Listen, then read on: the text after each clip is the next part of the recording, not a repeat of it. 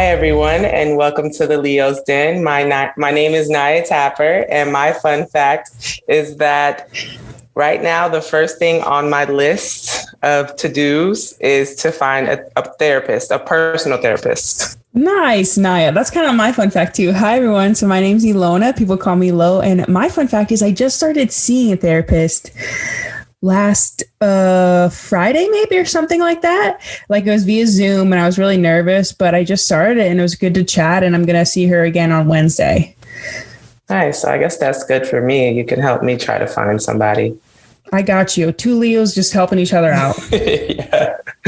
And as you guys know, we're two Leos who love to hear themselves talk. And before we get into this conversation, the first thing that we start off with is the horoscope. So the horoscope for today, if you're a Leo, is that you will start your day with a fresh perspective in every task you do, and success is likely to come your way today. Your desires will be fulfilled and you will feel charged up. Put your best efforts into whatever you do and you will unleash your best potential. Your strength, courage, and your energy levels will see a marked increase and you will remain active throughout the day. Communication will help you elevate your social status. Shower your love on your loved ones to enjoy bliss. Do not let low phases in life hit you hard, as conditions are set to gradually improve in the coming times. You will be heading towards victory in several aspects of your life. That was long but lovely. How does that make you feel? I just thought about that. Yeah, very long. I should have cut that down a little bit. Sorry about that. I always read these horoscopes and I'm like, oh my gosh, yes. It's gonna happen. This is gonna be great. Oh, that's so me. A lot of times it never happens, but every time I'm like, this is it. This is the horoscope. And I think one of the good things about the horoscope is you could turn it into like, what is it called when what's that manifesting? Word? Manifesting, but also it's another word. I think it starts with an A. Whatever. Man, I don't know. Manifesting it, like when you go in the mirror and you say every day. Oh, affirmations. Affirmations, yes. So like I feel like this horoscope, I feel like if you do affirmations with it every day, you read this long ass paragraph in the mirror every day, it has to happen eventually for you. So you're saying it, but are you going to do it, Naya? I am. No, you're not. No, you're not. Liar. All right, guys. So today we'll be talking about mental health. I think the Olympics did a great job of highlighting just how important mental health is. I mean, we saw Simone Biles, the best gymnast in the world, take a break and focus on her mental health. I think Olympians are held on this pedestal as these untouchable, strong people, when in reality, we have issues. We get anxiety, depression like everyone else. I personally have been in a hard place with my mental health right now.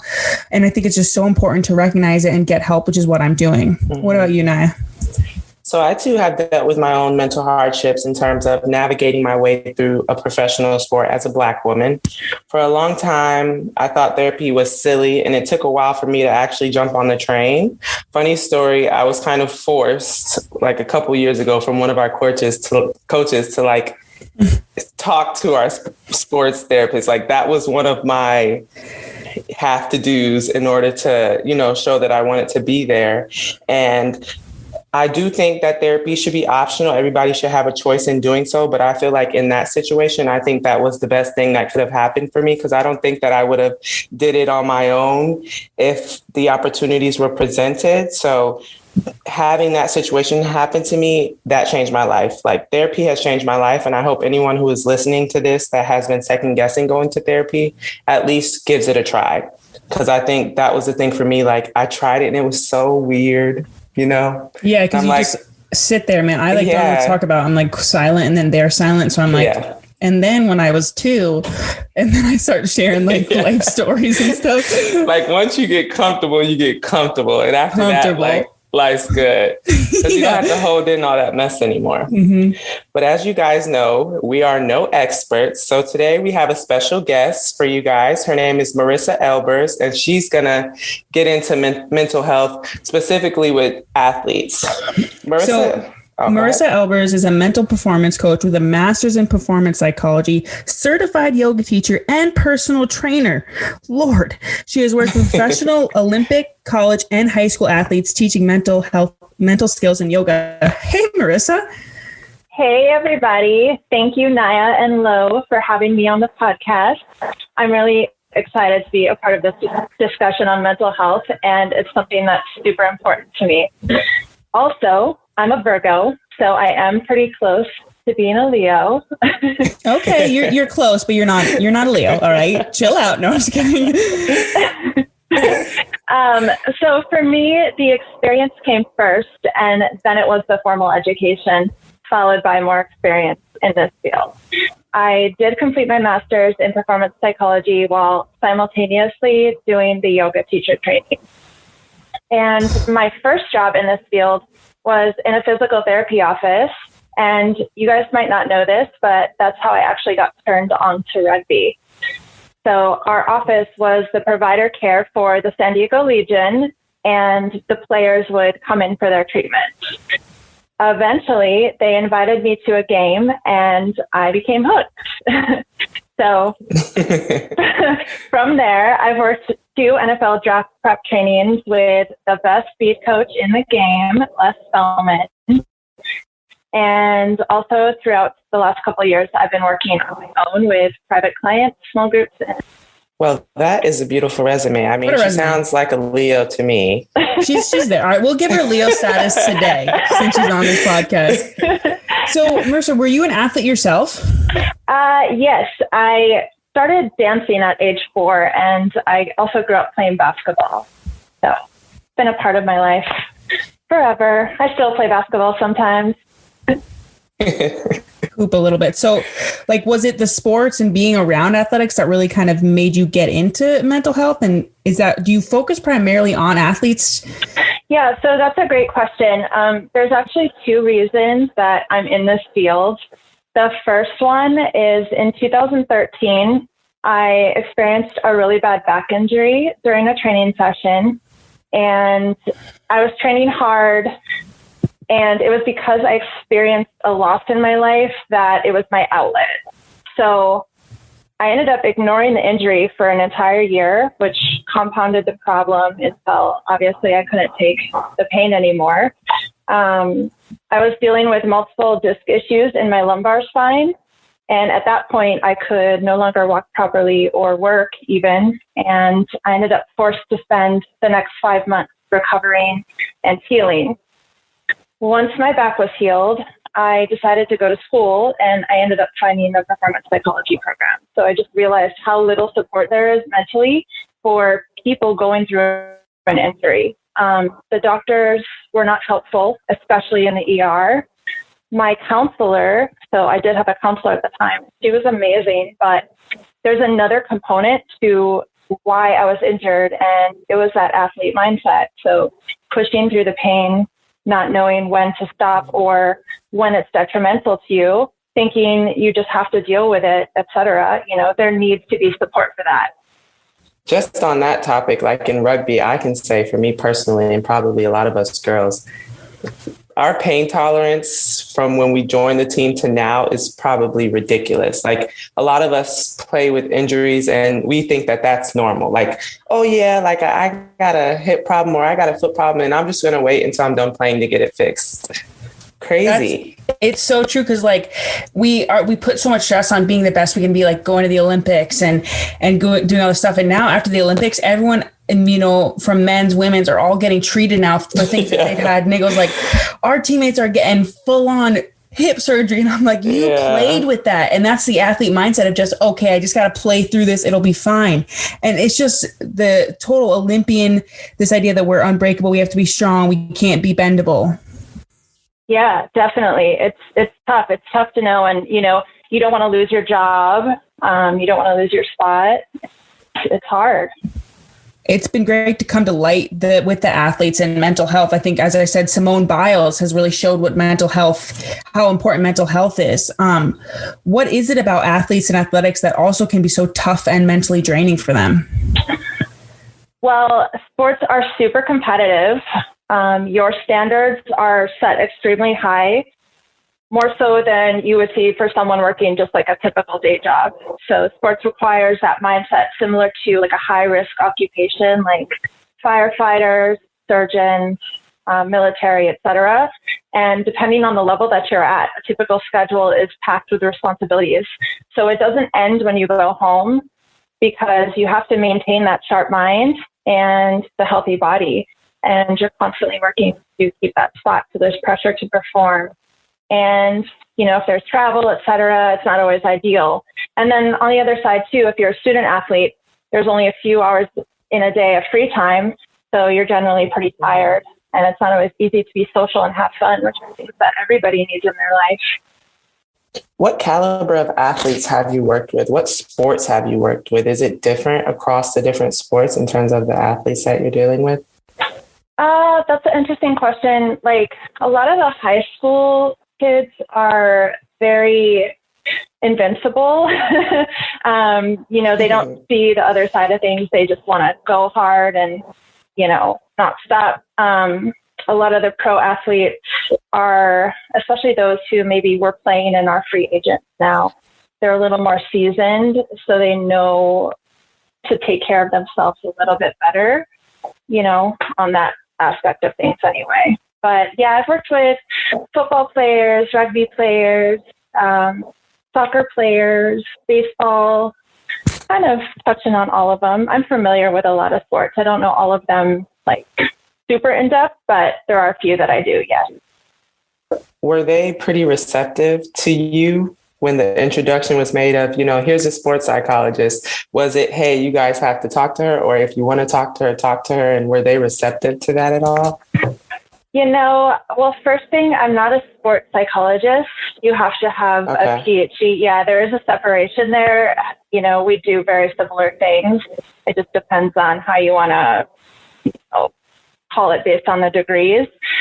As far as receptive, I have found that yoga is a really good way to introduce athletes into the realm of mental performance, because it gets them to sit down, learn to be present and slow down, and then develop that relationship with them so that we can, start to build and talk more. Lo, okay, so I've done one of Marissa's yoga classes, and if I'm being honest, it was hard for me mentally. Like, my attention span, I just don't have the patience. I'm like, okay, this is slow. Like, let me hurry up and get through this so I can go home. Lo, have you done yoga? Has it been something beneficial for you? Have you been able to get to that mental state that it brings you to? So I've done yoga with Marissa. I did it with her before the Olympics, and it was just a great time to like hang out and chill. Actually, she did it in a way that it was meant for athletes and recovery. But I'm not good at it as well. When I get into Shavasana, I'm like, I'm going to get a cheeseburger after this, but I have I think making it a point to, and I'm still working on it, using these times as a way to really focus in and help, because our sports psychiatrist, Peter, always talks about being present, right? And I don't know about you, Naya, but I have trouble being present. I know. Me too. We all do. I'm always thinking about the next thing. Yeah. Marissa, go ahead, Lo. Just always thinking about the next thing. Even in the Olympics, I think what got me is we're thinking about the next game, the next thing that was happening, winning a medal, instead of maybe more staying present in what was going on there. Mm-hmm. So that's something I definitely want to work on. And I know that we have apps like Healthy Minds. Do you suggest apps to people, Marissa, or what do you suggest? I've heard of Healthy Minds. I've heard of meditation and yoga. What would you suggest for a beginner who just wants to get into mental health? Mm-hmm. Yeah, honestly, come take my yoga class. but apps are awesome. And I personally use Headspace, and, I love it. I use it daily. It's really helped me to have someone else guide me, because I can't teach myself. I could, but it's just nice to have somebody else doing it. And so I say, yes, if you're a beginner, there's no expectation. You lay down. If your mind goes crazy, that's okay. We just try again the next day, and the next day, and the next day. And over time, if you're consistent, it becomes something that really does start to help you. What are your staple tips and tricks for athletes who have difficulties being able to stay present? Honestly, talking to yourself, telling yourself that, this is what I need to do right now, and breathing. So deep breath, calm down the heart rate, calm down the mind, And that allows you to be in that more focused headspace where you are just where your feet are. So the breath, the self-talk, two huge factors for that. I know this is kind of impromptu, but Lo, what do you think about Marissa giving us like a 1-minute meditation and our listeners joining in and seeing, what that feels like, and then we can get back into the rest of the conversation. Does that sound okay? I mean, I will try to stay present, but yes, we can try that. Let's do it. Yeah. Does that sound okay, Marissa? Yeah, that's fine. So, do you want me to start right now? Yeah. Okay. All right. So if you are seated, feet firmly planted on the ground, sit up nice and tall. If you're laying down, just have a nice straight back. And close your eyes. Let all your air out. Hands can rest on the knees or on the belly, whatever you prefer. And then we'll take an inhale through the nose for 1, 2, 3, 4. And then an exhale for 2, 3, 4, 5, 6, 7, 8. Inhale, 2, 3, 4, and exhale, 2, 3, 4, 5, 6, 7, 8. Inhale, 2, 3, fill up the lungs all the way up to the collarbone. And exhale, let everything fall nice and easy. Inhale and exhale. There you go. Takes a couple breaths, maybe 3 or 4, just to kind of calm down a little bit. And I'm gonna be honest, I can't inhale for 4 seconds. The first time I was like, I've got 3 more. I had it in 2 seconds. And I just held it. I was like choking on it. I can't for 4 seconds. I've tried to do it before and I'm like, there's something wrong. One time Naya and I did like a challenge where we swam underwater for who could swim the longest. I could probably do like maybe 10 meters. I have no breath control. Anyway, thank you for doing that. That was actually really relaxing. So much. That's why it's a practice. It's a practice. Truly. I got to work on my lung space. So one thing I want to talk to you about is something called post-Olympics depression.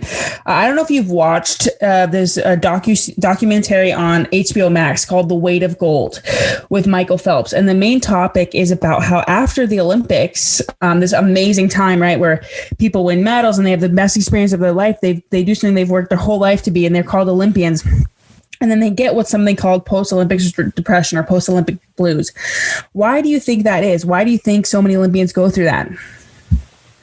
Yeah, so that's a really important question to ask. And I'll say this, what goes up must come down.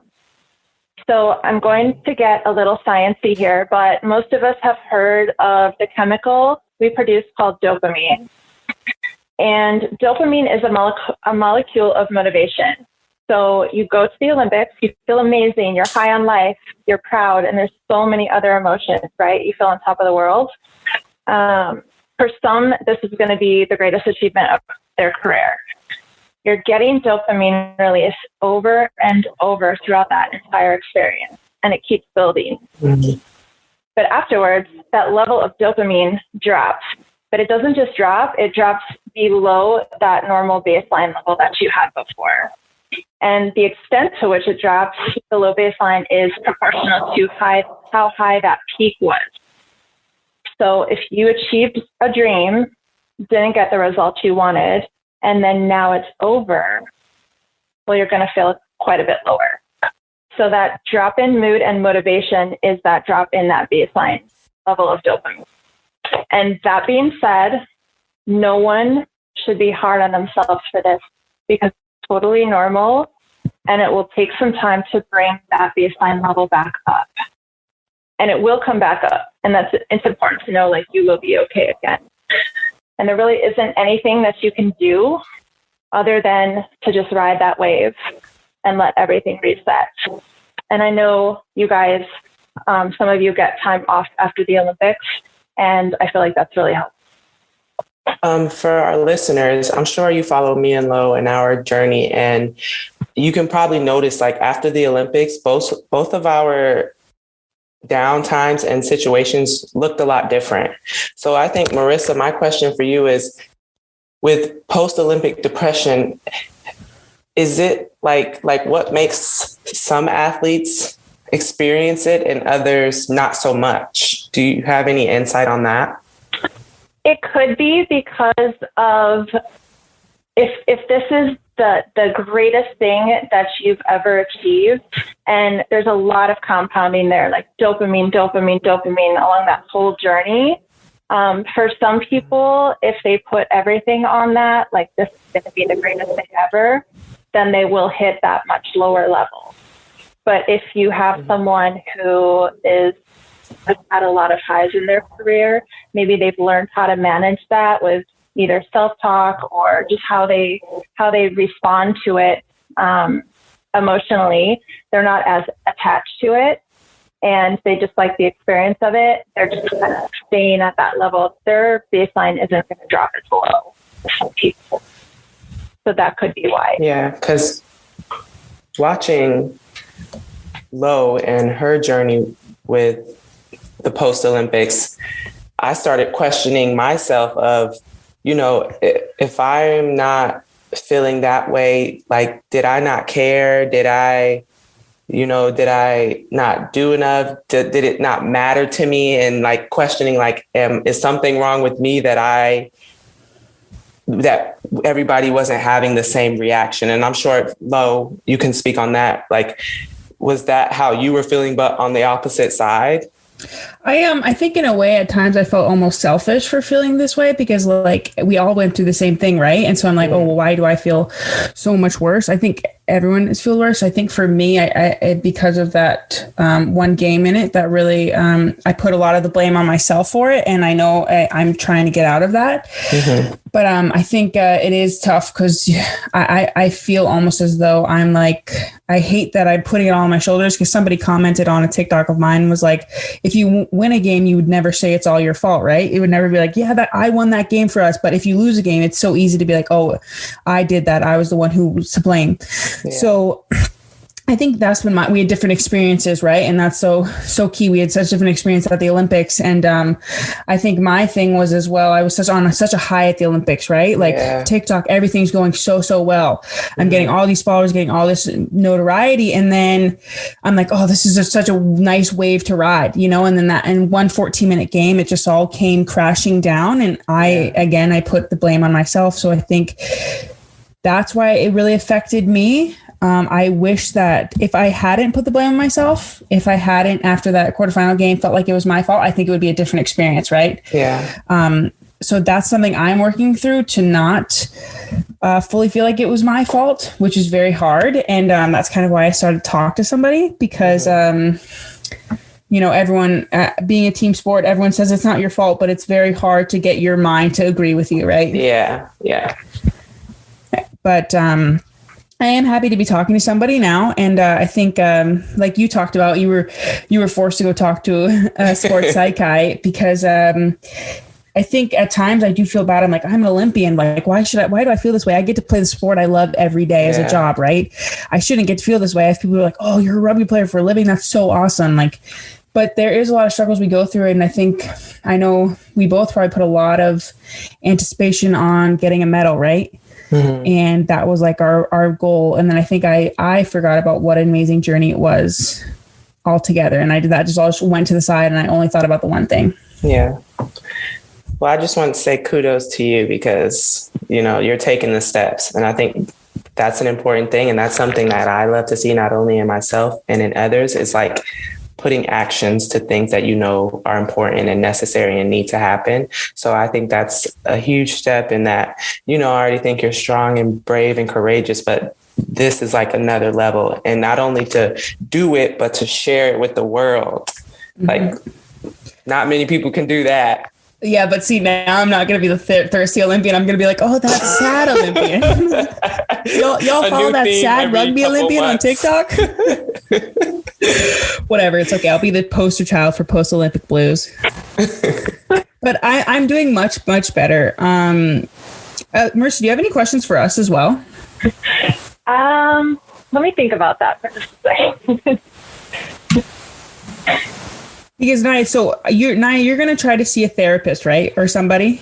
Yeah. And right now, like, we have a sports psychologist, so I'm still working with him, but I feel like outside of sports, there's things that it's like, you know, that I've dealt with or like not even aware that I've dealt with. And it was something that has affected me long term and I'm not aware of it. So I'm just super curious, like, to speak with somebody about my personal life and see if I can break open any locked doors or like discover any new things about myself that will allow me to be a better person in the long run. So that's my goal right now with that, is to kind of have a team of therapists.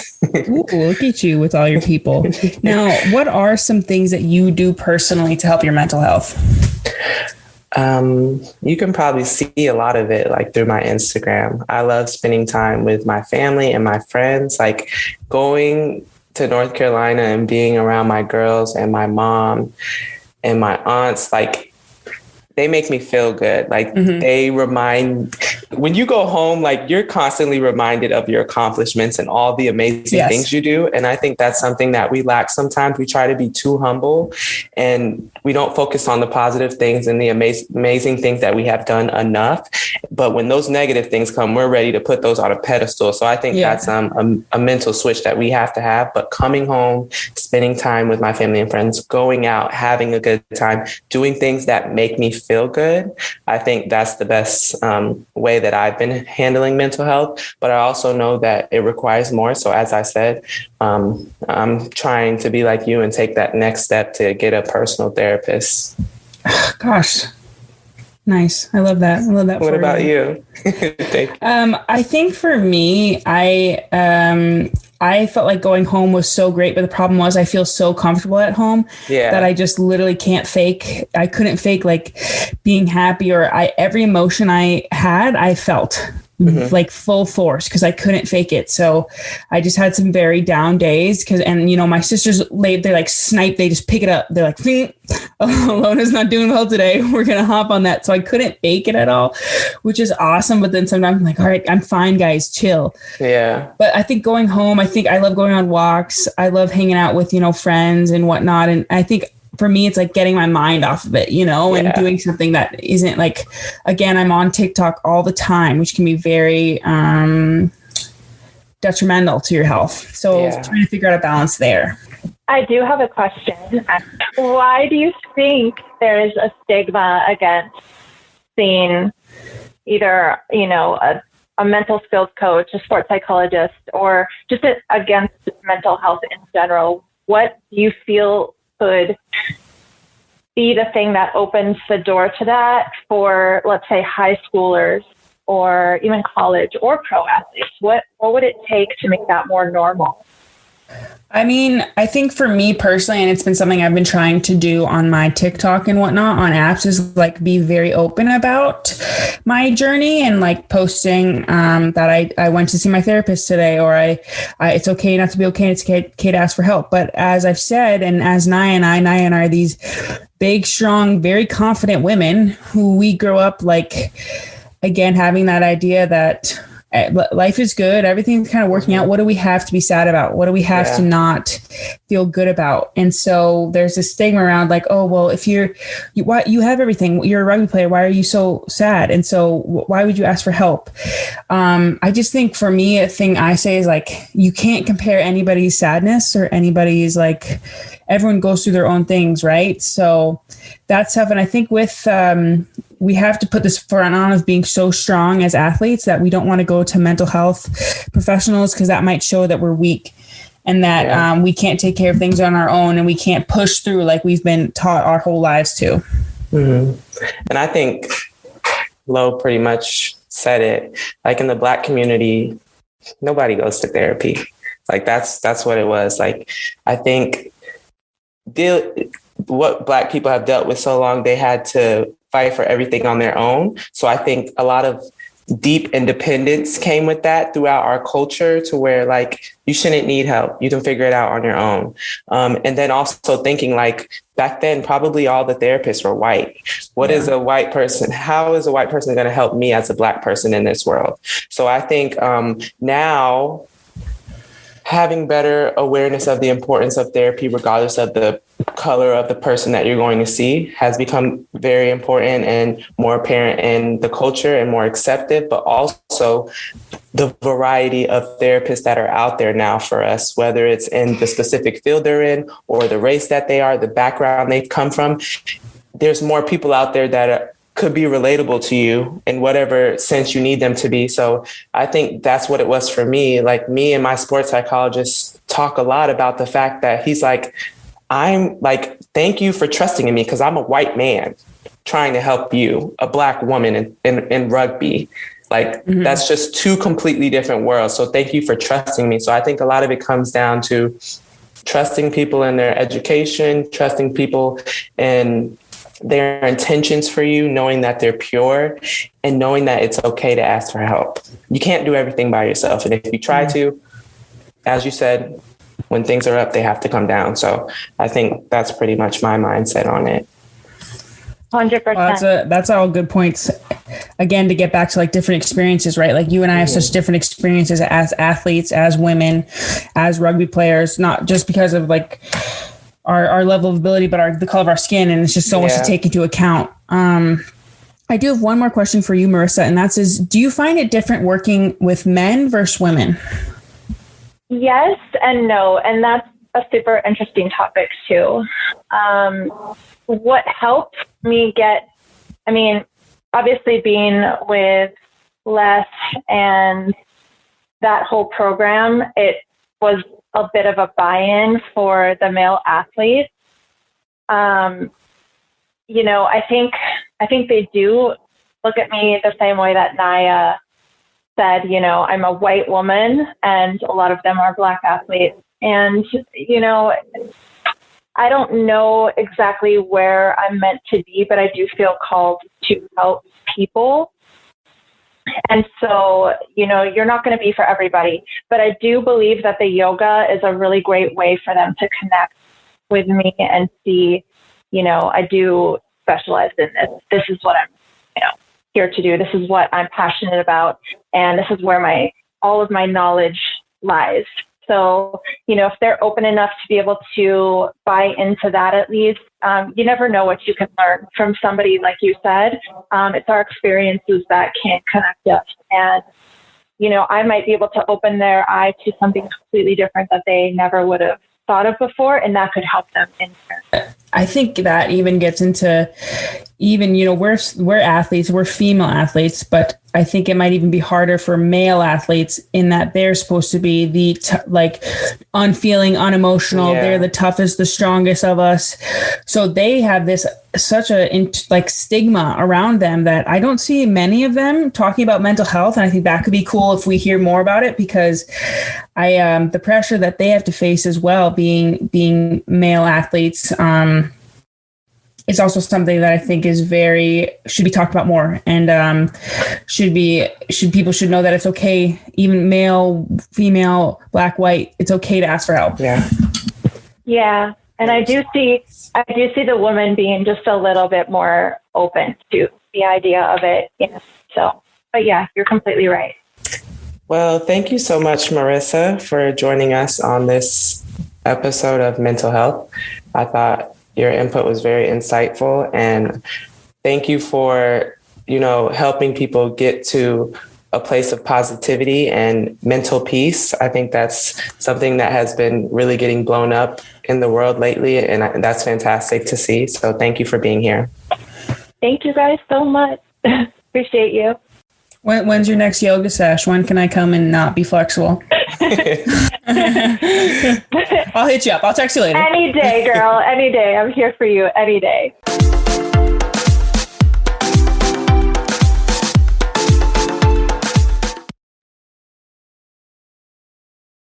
right. So guys, now we're getting into cup questions. First off, Naya, how are you doing? That's just somebody's like, how was it a how you doing, or was it a how are you doing? I think it was one of those. So I am doing pretty good. I actually just got back from Memphis and played in a tournament, which sounds nuts because we just got back from the Olympics. Yeah. But I had a really good time. It was good to be in a new environment, but still involved in rugby. My body felt good out there. So that was very reassuring, especially going into the Olympics with a little knick-knack in my ankle and stuff. So being able to see that the time off after the Olympics was helpful for my body.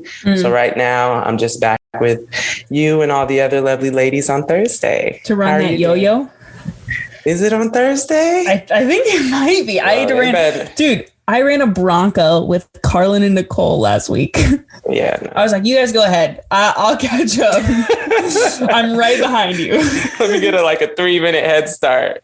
It was 30 seconds different. Frick you. All right. That's awesome.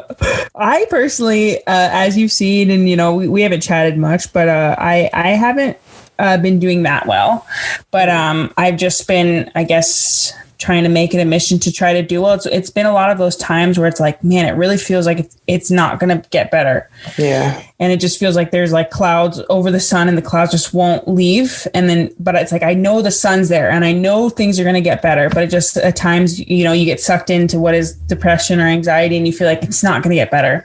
Mm-hmm. But it's been good to be around my family. They're just my support, just like you, having your friends and family. And, I am excited to be back with the training with the team again and have a purpose. And I think a lot of change is coming, which is stressful, but also exciting. Yeah. Mm-hmm. We're in the hunt for a new head coach. We have new girls coming in. So a lot of stuff is happening, but I am excited for what's going to happen.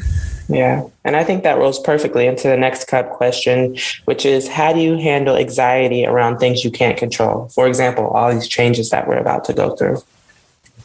I don't know. I feel like I've always been very good with handling kind of my emotions, and just this past couple months I haven't been as good. For me, it's I talk to my mom all the time. I called her up the other night and I was about to unload on her, and I was like, I literally just called this woman to share every bad thing that has happened to me. Mm-hmm. She's like my sounding board. I think talking to somebody, but for me, it's like going on walks and still having fun, because I think we get wrapped up in rugby. So I think you and I both like to have fun outside of rugby, right? Not letting rugby dominate our lives, whether that's going out at night, enjoying a good meal, hanging with friends, finding that balance. Mm-hmm. And I think for me, it's mental cues, because for me, I am an organization freak. I like to know what's going on. I like to be in control. Yeah. So with rugby, we've dealt with so much things that are out of our control, where I've had to be able to tell myself literally it's out of your control. You don't have to speak up. It's not going to have an effect. Just keep it to yourself, or go talk to your therapist, or go talk to your best friend and just release a little bit, but just don't unleash. Yeah. So I think that's been the thing for me of just reminding myself, can't do anything about it. It is what it is. Yeah. Go find something else to put your attention on. So I think that's the way I've been handling it. I guess we'll find out, and whenever I do find a therapist, if that's good or not, but we'll see. Actually, yeah, she's like, yeah, that sucks. That is a terrible way. All right. So last question. Did you have any mental health issues before sports, or is sports the culprit for you? I used to get frustrated a lot in my classes when I didn't understand things. And so of course it was ask. You don't know, ask. And it came to a point where I was known from my teachers as the girl who asked too many damn questions. And they made it a bad thing in a way to where it just started bubbling in me, because I'm I don't want to ask, because I don't want them to kick me out to think that I'm disturbing the class, but I also don't know the answer. And I think that drove me nuts for a while. And that's kind of where the things like realizing that sucking my thumb was a stress reliever for me, to where I would literally be in class, and when I didn't understand a math question and I was too scared to ask and I was literally ready to cry, I would put my thumb in my mouth and all the stress would go away. So it's like things like that of, for a long time, I didn't even know that was a coping mechanism for me. So that's why I think when I do finally go to therapy, I'm going to discover a lot of things about me that I didn't realize. So it definitely came before sports, especially being in the military and having to move around a lot. But sports definitely was the icing on the cake in terms of stress. What about you? I think for me, sports was kind of the thing that helped me. You know, It really was the way that I could release all this. I guess I was a very angry child. I used to have to go like play angry animals with somebody. So I was like, would get angry. But sports was a way that I coped, and it was something that I was really good at. So it kind of helped me. And it's always been that way. I think now that we're in this environment of it being our job, it just becomes much more stressful instead of it being like a fun club thing. Yeah. So that's why it becomes stressful. But I don't think it's a culprit for me. I think it's me setting myself up for something, and then like setting myself up for winning a medal, setting myself up for doing all these things, and then it not coming true. And then I've ruined my chances of really appreciating what was in the moment. Right. Mm-hmm. But I'm gonna keep playing sports. I love those. Yeah. And I can agree with that too, because I remember like being home for that month after the Olympics and like just all the stress building up because I wasn't working out. Don't tell my future coach. And I was just chilling and doing whatever, and like didn't have the opportunity to hit somebody and release stress. Yes. Or run off my anger, or, you know, pass the ball, like, and to be able to release that stress. So I was looking forward to getting back to training and releasing the stress. It's like, it's coming in from both directions. It's hitting you from both sides. Yeah. All right, guys. Well, that's all we have for you today. If you could subscribe to the Leo's Den on your podcast app, that would be awesome. And we'd love you forever. Show notes are on our webpage at wisports.com. Listen tab Leo's Den. And make sure to follow at WisSports on all social media platforms for more great podcasts on women's sports. And the challenge that we have for you guys today is, first, to be aware that it's okay to ask for help and to get help if you feel like you need it. Even me and Lo as Olympic athletes need help. And that's hopefully something that you've discovered over this conversation. So the next time you're dealing with a situation that is stressful or overwhelming, we challenge you to share it with somebody close to you and get some advice or just relieve some of that tension. Thank you guys so much for tuning in. I hope you enjoyed this conversation. Again, make sure you check us out on Instagram at leosden_wisports to stay updated on the next episode. Whether you came for the rugby and stayed for the shenanigans, we hope you join us again in the Leo's Den. Bye. Peace out.